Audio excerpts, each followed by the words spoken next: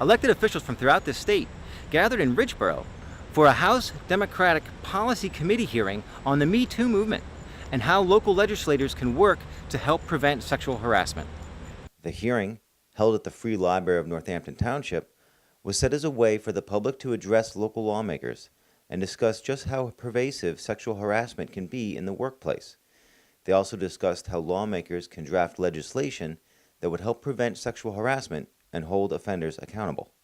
State Representative Helen Tai was joined by fellow Representatives Ryan Bizzarro and Patrick Harkins, both from Erie County, Mark Longetti from Mercer County, Committee Chairman Mike Sturla of Lancaster County, and fellow Bucks County Representative Perry Warren.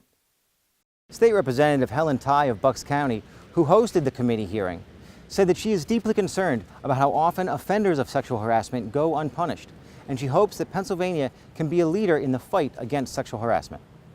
The reason I wanted to do it here is because I represent people of the 178th. I don't represent Harrisburg, and we do a lot of hearings there, and that's good because you have access to more legislators. But I wanted to hear from people from my community, and I wanted people from my community to be able to attend and listen as well.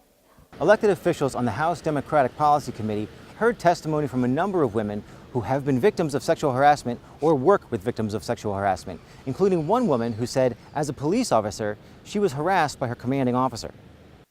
The woman who shared that story, Krista Hayburn of Women Organized Against Rape, told the committee members that, in her experience, no one believed her when she reported the abuse. It took me 2 years to find the strength, the courage to come forward to share my story. And when that happened, the government turned a blind eye, took the side of my perpetrator, and left him in working for the city of Philadelphia. Needless to say, a year later, he sexually assaulted another detective, creating 2 victims under his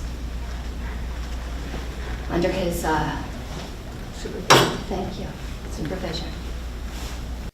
Representative Warren noted that there is currently legislation pending that would address issues of sexual harassment.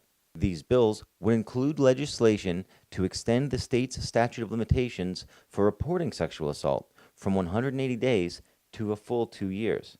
These bills would also ban mandatory non-disclosure agreements in cases of harassment and sexual assault and would widen the scope for those protected from sexual harassment.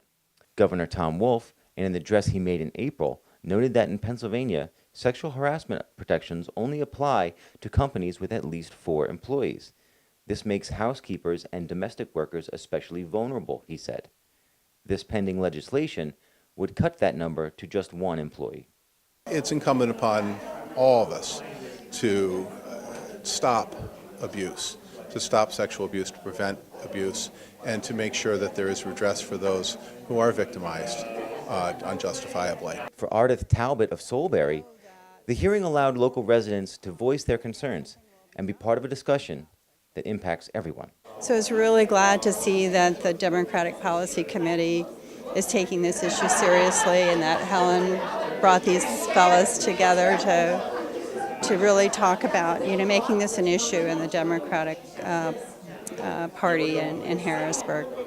While elected officials discussed ways in which the state legislature can address these issues of sexual harassment, Tai said that it's important officials realize it's time to act. I think in general, it just reinforces my belief that we need to do something now. We can't wait any longer. We really need to change this culture of sexual harassment being acceptable in the workplace.